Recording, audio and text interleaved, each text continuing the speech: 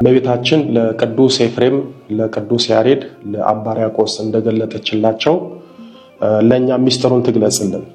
የወለላይቱ እመቤት ልጆች ጸሎተ ማርያም ወይም ሰላም ለኪ የሚለው ጸሎት ወለላይቱ እመቤት ድንግል ማርያም በመዓዛ መለኮት በጣፈጠው ጥዑም አንደበቷ የጸለየችው ታላቅ ጸሎት ነው። ጸሎተ ማርያም ከእመቤታችን ጸሎቶች ውስጥ ልዩ የሚያደርገው አንደኛ ጸሎተ ማርያምን እመቤታችን በመዓዛ መለኮት በጣፈጠው ጥዑም አንደበቷ የጸለየችው ጸሎት መሆኑ ነው። ሁለተኛ ጸሎቱን እመቤታችን እንደጸለየችው በሉቃስ ወንጌል በምዕራፍ 1 ከቁጥር 46 እስከ ቁጥር 55 ድረስ በመጻፉ ነው። ሶስተኛ ጸሎቱ አጭር ጸሎት ሆኖ ጥልቅና ምጡቅ በመሆኑ ነው። ይህ ጸሎት በቅድስት ቤተክርስቲያናችን ሁለት ስያሜዎች አሉት። አንደኛው ጸሎተ ማርያም ይባላል። ይህም የማርያም ጸሎት ማለት ነው። ጸሎቱ ጸሎተ ማርያም የተባለው እመቤታችን እንደጸለየችው ለማጠየቅና ለማሳወቅ ነው። ሁለተኛው ሰላም ለኪ ይባላል። ጸሎቱ ሰላም ለኪ የሚለውን ስያሜ ያገኘው ከቅዱስ ገብርኤል ብስራት ነው። ሊቀ መላኩ ቅዱስ ገብርኤል እመቤታችንን ሲያበስራት ሰላምታ ስለሰጣት ነው ጸሎቱ ሰላም ለኪ የሚለውን ስያሜ ያገኘው።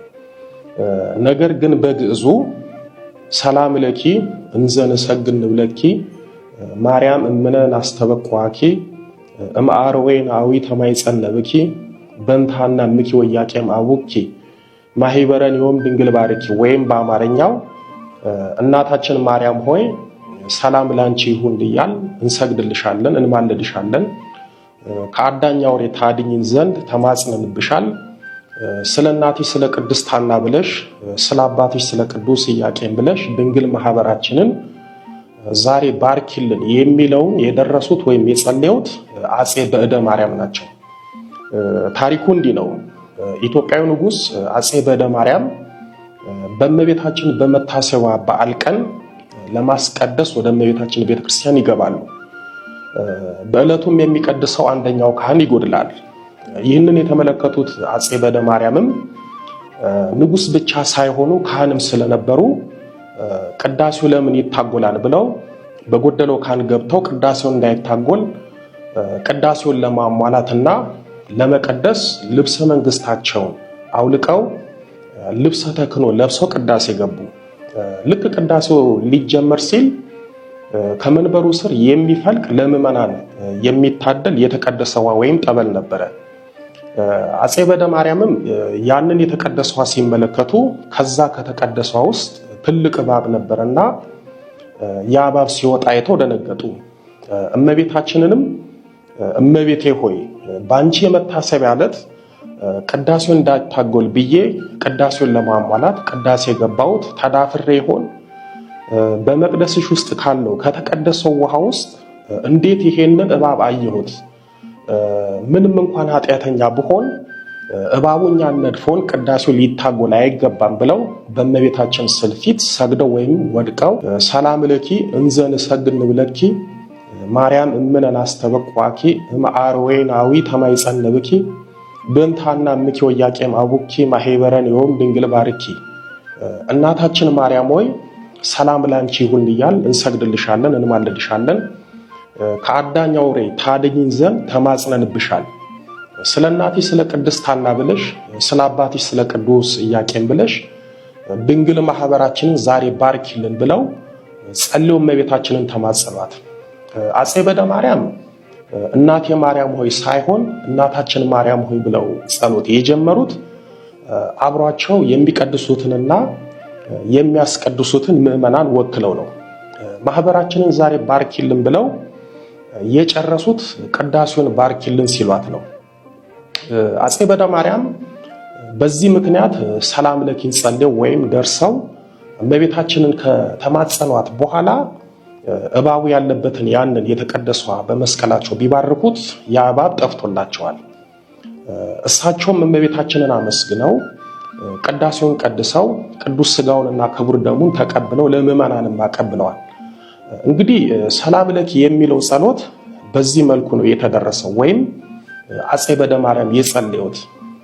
ከዚህ በኋላ ሊቃውንት አባቶቻችን ደግሞ አፄ በደ ማርያም የደረሱትን የጸለዩትን ሰላም ለኪን ጸሎት ከጸሎተ ማርያም ጋር እንድንጸልየው አደረጉ። ወይም የጸሎተ ማርያምን ጸሎት መጀመሪያ ሰላም ለኪን አደረጉልን። የሚገርማችሁ አፄ በደ ማርያም እመቤታችን እንደ ቅዱስ ያሬድና እንደ አባ ጊዮርጊስ ዘጋስጫ ዕውቀትን ጥበብን የሚገልጽ ጽዋ ልቦና አጠጥታቸዋለች። በደ ማርያም ማለት በማርያም እጅ ማለት ነው። በማርያም እጅ ጽዋ ልቦና ስለጠጡ ስማቸውን አንድም በደ ማርያም አሏቸው። የእመቤታችን ልጆች ሰላም ለኪን ጸልየው እንደ አፄ በደ ማርያም ከፈተና ከመከራ ድነዋል። ሰላም ለኪን ጸልየው ከሞት ድነዋል፣ ከአደጋ አምልጠዋል። ሰላም ለኪን ጸልየው ከእመቤታችን ዘንድ የሚፈልጉትን አግኝተዋል።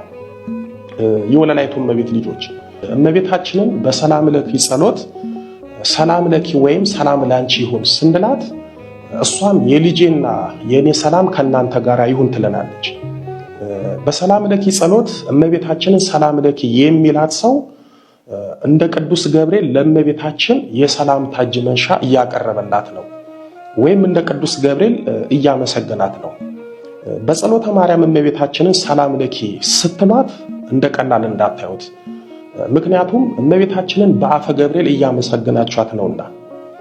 እመቤታችንን በሰላም ለኪ የሚያመሰግናት ሰው የእመቤታችን ፍጹም የሆነ ሰላም ቅድስት ኤልሳቤጥን ያረጋጋት ያ ሰላም መጥምቁ ዮሐንስን በማህፀን ያዘለለ የእመቤታችን ሰላም ከእርሱ ጋር ይሆናል። በእመቤታችን ላይ ያለው ያደረው ሰላም የመንፈስ ቅዱስ ሰላም ስለሆነ ያንን የእመቤታችንን ሰላም ይካፈላል። በነገራችን ላይ የእመቤታችንን ሰላምታ ሰላምን ብቻ የሚሰጥ ሰላምታ ሳይሆን መንፈስ ቅዱስን የሚያሳድርና መንፈስ ቅዱስን የሚያስሞላ ሰላምታ ነው። ለዚህ ነው ቅዱስ ሉቃስ በሉቃስ ወንጌል በምዕራፍ 1 ቁጥር 41 ላይ ኤልሳቤጥም የማርያምን ሰላምታ በሰማች ጊዜ ጽንሱ በማህፀኗ ውስጥ ዘለለ፣ በኤልሳቤጥም መንፈስ ቅዱስ ሞላበት ተብሎ የተጻፈው። ቅድስት ኤልሳቤጥም ስለ እመቤታችን ሰላምታ ስትናገር እነሆ የሰላምታሽ ድምፅ በጆሮዬ በመጣ ጊዜ ጽንሱ በማህፀኔ በደስታ ዘሏልና ብላ ስለ እመቤታችን የሰላምታ ኃይልና ጸጋ ምስክርነቷን እንደሰጠች በቁጥር 44 ላይ ተጽፏል። የእመቤታችን ሰላምታ ጽንስን በደስታ የሚያዘልል መንፈስ ቅዱስን የሚያስመላ ደስታን የሚሰጥ ሰላምታ ነው። ለዚህ ነው አባቶቻችን እመቤታችንን ሰላም ለኪ ስትሏት የእመቤታችን ሰላምና የመንፈስ ቅዱስ ሰላም ከእናንተ ጋር ይሆናል የሚሉት። እመቤታችንን ጸሎት ወይም ጸሎተ ማርያምን የጸለየችው ከዘመዷ ከቅድስት ኤልሳቤጥ ጋር በተገናኘችበት ጊዜ ነው። ቅዱስ ገብርኤል እመቤታችንን ጌታችንን ጸንሳ እንደምትወልድ ሲያበስራት ቅዱስ ገብርኤል ለእመቤታችን 3 ምልክት ነግሯት ነበር። አንደኛ በድንግልና ጸንሳ በድንግልና እንደምትወልድ፣ ሁለተኛ ያለ ዘር ብእሲ ወይም ያለ ወንድ ዘር በግብረ መንፈስ ቅዱስ ጌታችንን ጸንሳ እንደምትወልድ፣ ሶስተኛ ቅድስት ኤልሳቤጥ በእርጅናዋ ዘመን መጥምቁ ዮሐንስን እንደጸነሰች መጥምቁ ዮሐንስን ከጸነሰች 6 ወር እንደሆናት ጭምር ነገራት። ቅዱስ ገብርኤል እነዚህን 3 ምልክት ከነገራት በኋላ እመቤታችን ጌታችንን ጸንሳ ቅድስት ኤልሳቤጥ ደግሞ ቅዱስ ዮሐንስን ከጸነሰች 6 ወር እንደሆናት ልትጠይቃት ወደ ይሁዳ ሀገር ሄደች። እመቤታችንን በቅድስት ኤልሳቤጥ ቤት ገብታ ኤልሳቤጥን ሰላም አለቻት።